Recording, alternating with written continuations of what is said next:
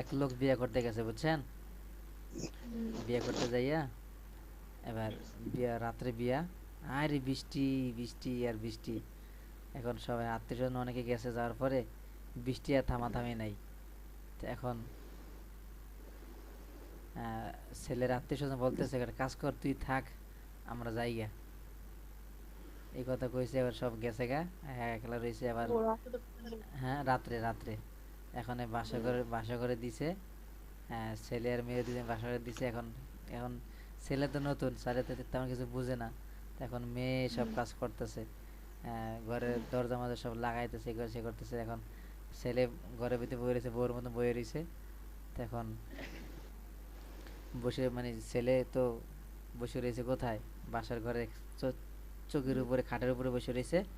তো ওই মুহূর্তে বউতে গেছে দরজা লাগানোর জন্য, দরজা লাগাই দিছে। আর এই যে বেচারা ওই যে কান্দা আর কান্দা, হায় রে হাউ মাউ করে কাঁদতেছে আর কাঁদতেছে।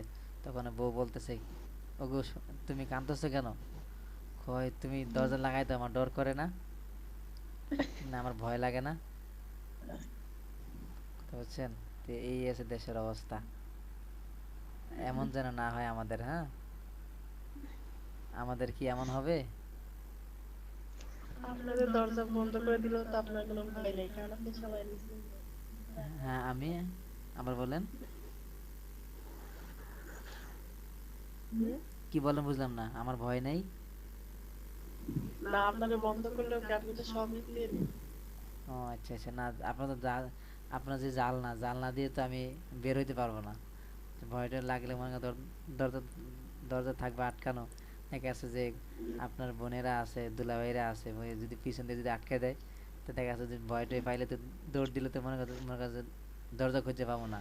তো জানলা দিয়ে বাড়ি দেবে, জানলা যে অবস্থা আপনাদের, ও জানলা দিয়ে বাইরে দেবে না।